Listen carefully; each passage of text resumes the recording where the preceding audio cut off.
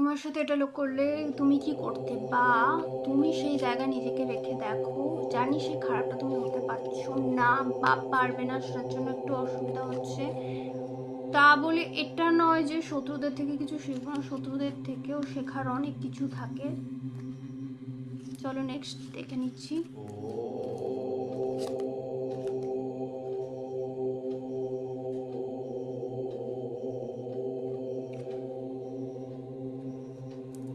এটার জন্য আগেও বলেছি যে সমস্ত আমি মেডিটেশন শুধুমাত্র বলবো না, যে জিনিসগুলো দিই সেগুলো একটুখানি মেনটেন করতে হবে, ধৈর্য ধরে মেনটেন করতে হবে।